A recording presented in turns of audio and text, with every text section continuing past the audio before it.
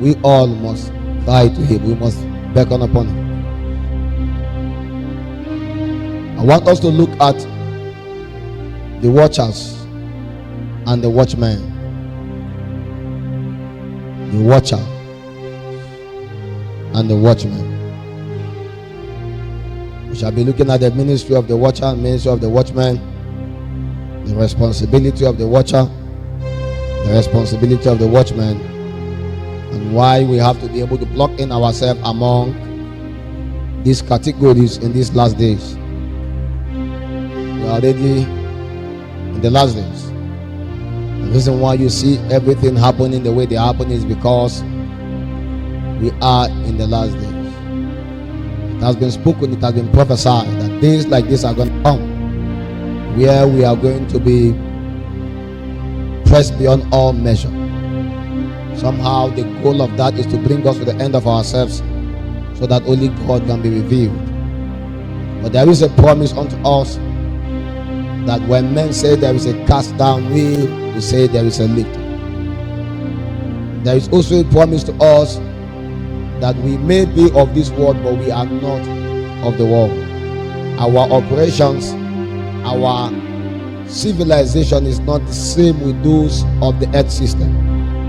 So don't tell me that the battle was fierce. That was the reason why you compromised. That was the reason why you backslided. No.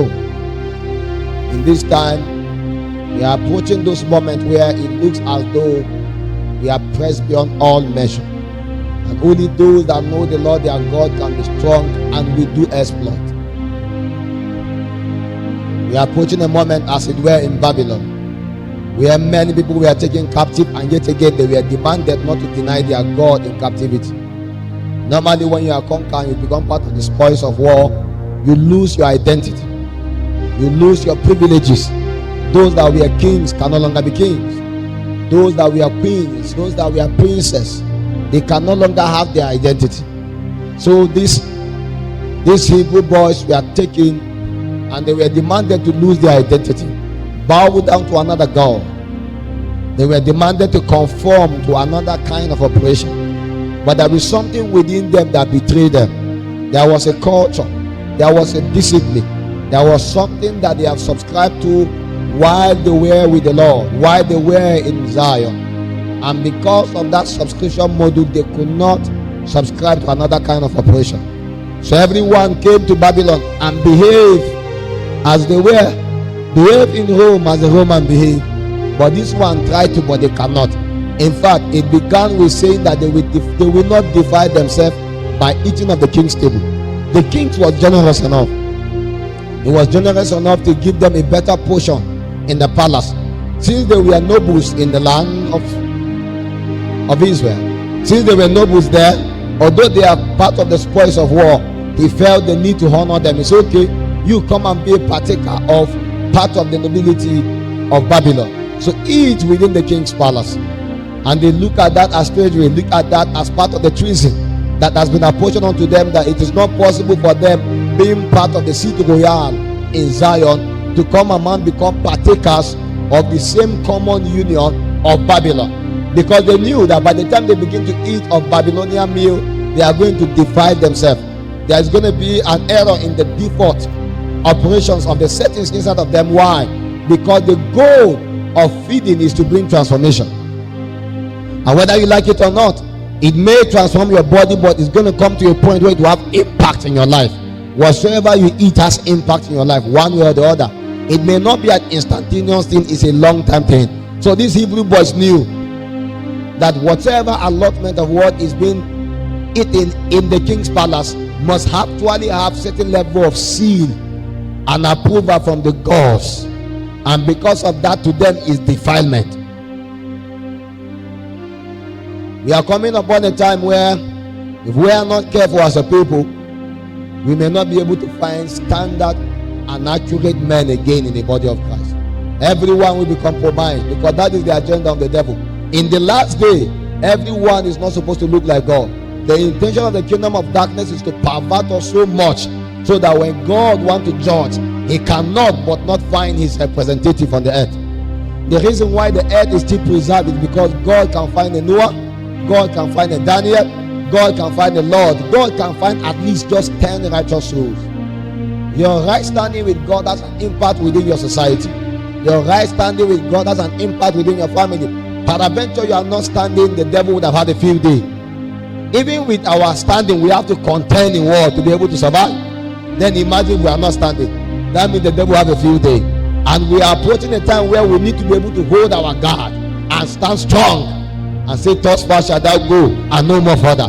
Somebody must be able to take the battle to the gate of the enemy. Everybody should not run away in the days of battle. And we are that few that will insist until the kingdom of God is established. And the only way we are going to be able to insist in this last day is through a kind of ministry that is not too peculiar, a kind of ministry that is not too palatable. The ministry of the watcher and the watchman. And I want to let you understand that in these last days, if God is going to do anything on the earth in this last day, He's going to do it through His watchers and His watchmen. The watchers are the heavenly host. The watchmen are the earthly hosts that are supposed to mirror the heavenly host. Whether you like it or not, God has always gone ahead of us. God is always ahead of us in anything He does. Most times it looks as though we are the one that take the first step, but oftentimes God has already taken the step. You are actually aligned in seeing within glimpses of visions and revelations, dreams, and you perceive this is what the Lord will have me do. But actually, in real sense, in the realm of the spirit, God has already established it. So in these last days, we must be able to understand that there are watchmen and there are watchers. We occupy the office of the watchman, but there are watchers that God has put in every region to carry out His order, to partner together with the watchmen to achieve His counsel. Why? Because the devil himself has put in watchers at diverse territories, diverse regions, to resist the affairs of God. That is why in this last day there is going to be much contention, much attacks. The reason why that is happening is because there is a strategic placement of the infrastructures of the pillars of the kingdom of darkness to resist the few sons of light that intend to establish the throne of God upon the face of the earth. And so the only thing that is going to grant us advantage is to be able to look upon the captains that God has put in place also as watchers to partner together with them to execute His counsel on the earth. In the book of Jeremiah 3:1, Jeremiah 3:1, which is Jeremiah 31 from verse 6. Jeremiah 31 from verse 6.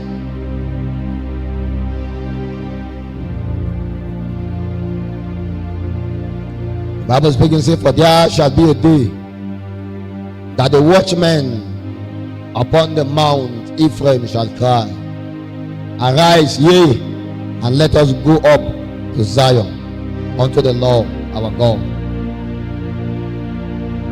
These were people that have ostracized themselves from God. They have deviated from the standard of God. Now they live as they please. But there was a prophecy from Jeremiah, the prophet of lamentation. He brings to the people a lamentation that the time is going to come where watchmen among them will advance and say, we are tired of this place that we are, let us advance further onto Zion. There is a place far towards Zion.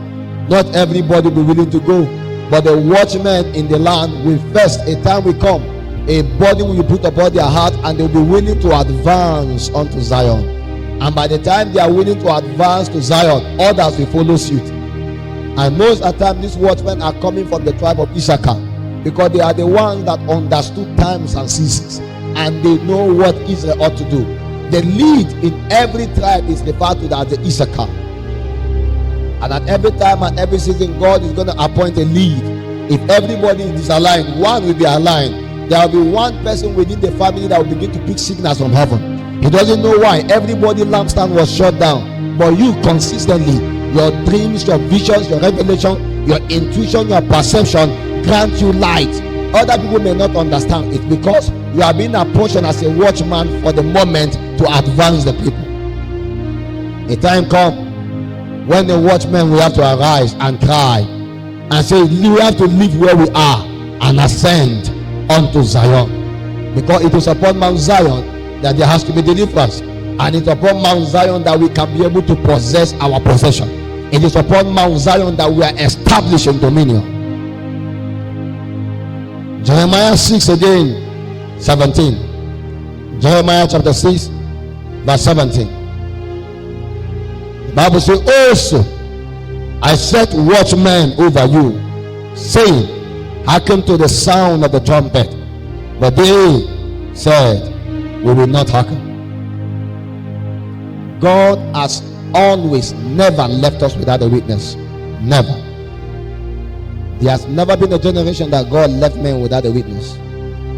Even in the days of the silence before the New Testamental age, there were prophets that were still giving light, my friends.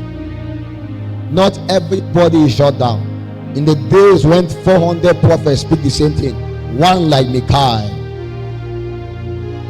Micaiah can say, I was standing with the Lord. I was in a place in the spirit, and I heard there was a council meeting, and I was summoned to be a part of that council meeting. There is always someone that God will set at every time to be able to blow the trumpet, sound the shofar. There will always be someone that God will put at every time, at every season, that can be the watchman in the territory. He may not be known.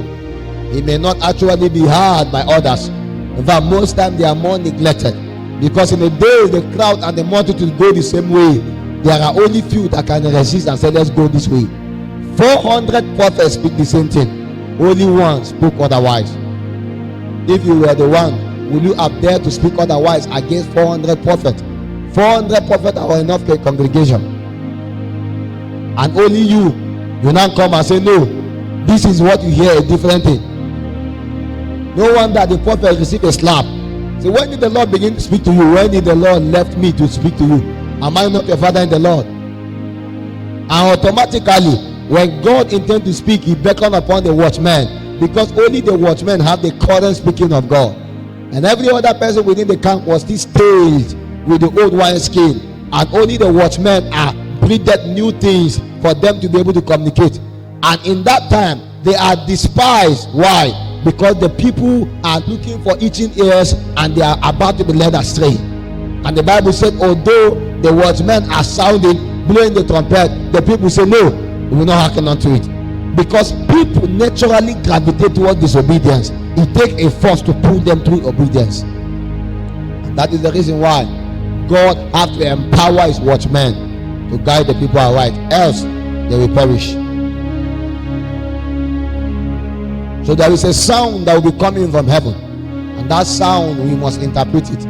If we can't interpret it, we are not going to understand anything that will happen in the next 5 years, in the next 4 years.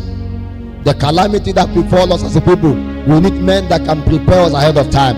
Who is going to warn us in the days of battle? Who is going to tell us what is about to happen? We have so many people with the title of prophet, yet again there is no elimination in Israel.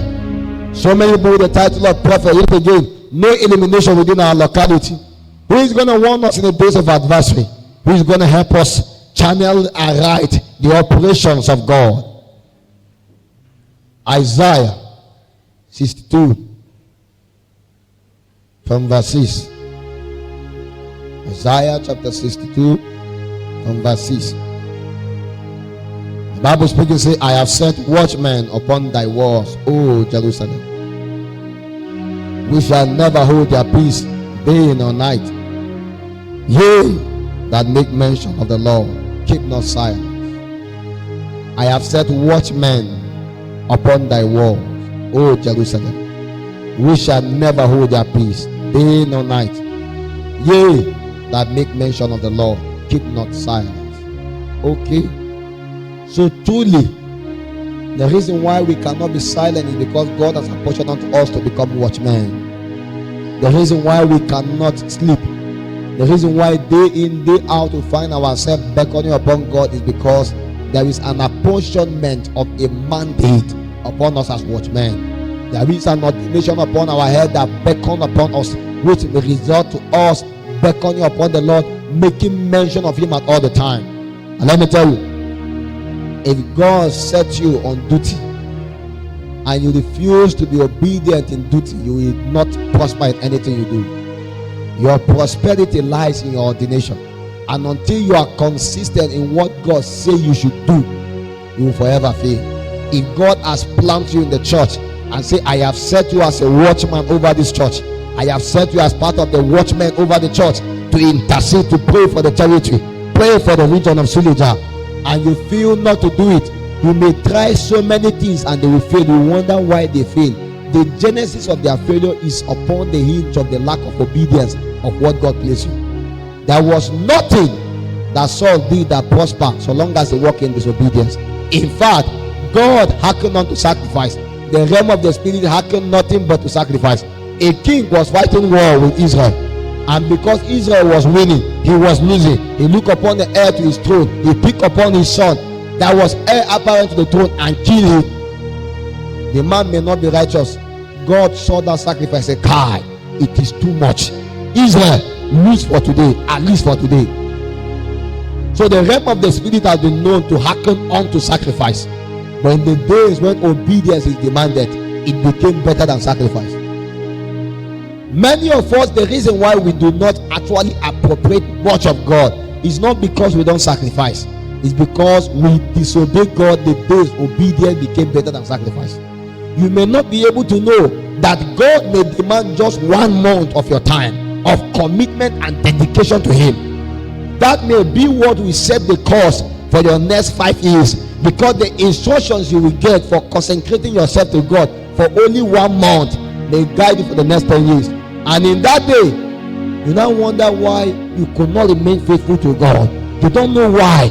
That will be the most distracted week, the most distracted month of your life. In the days God demands certain level of devotion from you, certain level of concentration from you. Woe to you if you decide to say, hey, I will wake up and make sacrifice at the tail end. Because at that day, sacrifice will not be counted. Why? It is obedience that is incubated in it, enveloped in it, the sacrifice.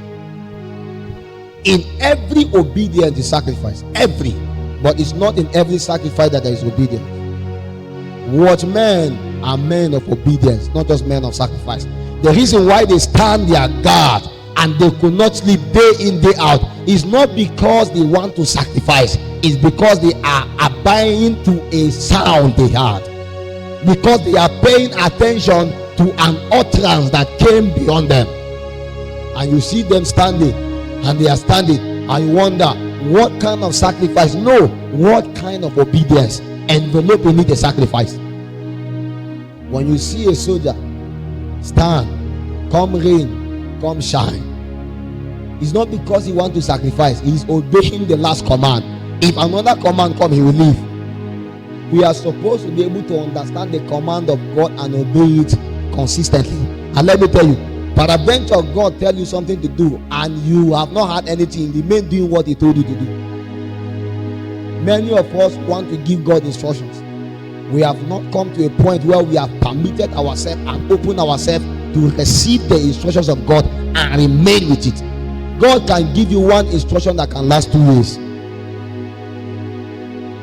He doesn't need to give you plenty things. See, it's not even always possible to obey God all the time. So He won't even waste His time telling you many things. God can tell you one thing that you should do. He said, I have set watchmen upon the walls of Jerusalem. They should not hold their peace. They should just remain constant.